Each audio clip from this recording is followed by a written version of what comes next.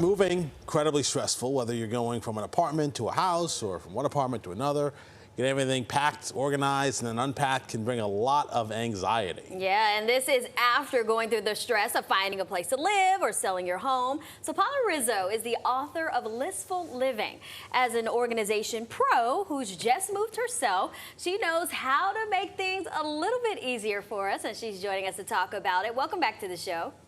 Hi, thanks. All right, Paula, let's jump right in. You actually do something before you even buy one single box that makes the process a little bit easier. Tell us about that. Declutter. It is step number one, because what is the point of bringing all that extra stuff with you? You're going to have to pay to have it lugged, and then you're going to have it in your new space and not even want it. So absolutely start decluttering first. And it's really important to hire, I think, to hire a professional if you can. Professional organizers will help you to have an objective view. There are some of the organizers that I had hired from Swoon Spaces, and they were great. Or you can ask some friends to help you out, because sometimes you'll be attached to things that maybe you don't necessarily need. Interesting. Okay, so how can someone even begin to make a list of the things that need to be done? It's never ending, it seems, right? But Yeah. the key here is to think about the date that you're moving and then work backwards. So work on a timeline of everything that needs to happen before that date. Create that list, create that timeline, and then give yourself a few tasks to do every day leading up to it. So then you won't be overwhelmed and you won't have too much to do, and so you won't procrastinate either. Okay, so another thing you say that's important, an item that some people may forget: who needs your new address? Well, how do you go about doing that?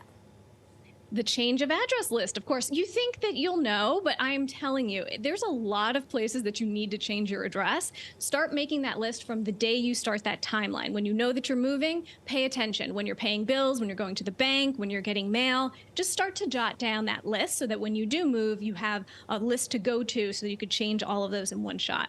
What if I don't want people to find me? That's another list to make. All right. Okay. Okay. So packing, obviously, a lot of it is just the actual getting stuff in the boxes. You know, keeping the stuff from breaking if it's glassware and whatnot.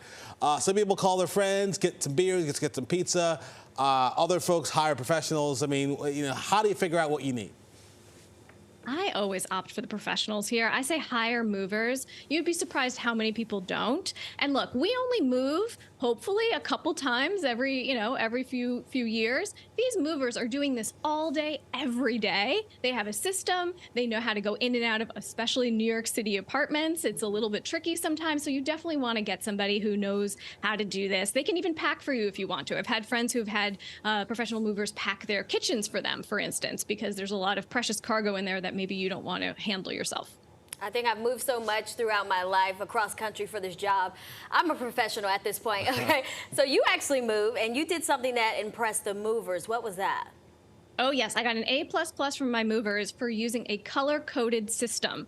So what I did was I bought a whole bunch of color stickers, and each room had a different color. So kitchen, for instance, was green. So every single box that needed to go into the kitchen had that green sticker on it. So when the movers came in, they knew exactly which places to put all of the stickers and all of the boxes, because they just used my little color-coded system.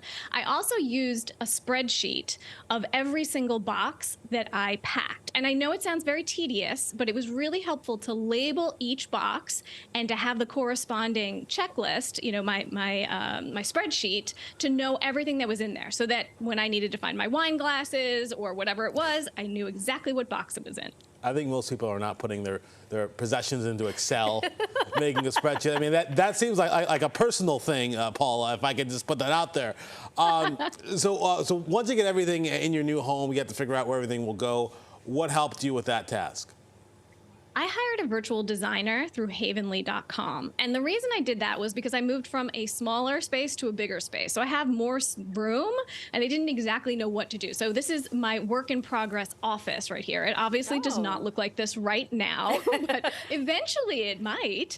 It's really nice to be able to upload pictures of the room and the dimensions, and then you work with a virtual designer who helps you to move space around and say, oh, what if you got something like this? And they really tap into how you can use the space best.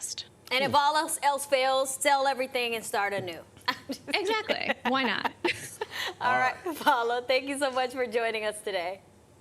Of course. All right, if you need help getting organized, Paula's got you covered. She has a list-making starter kit and a moving checklist on her website, paularizzo.com/lists.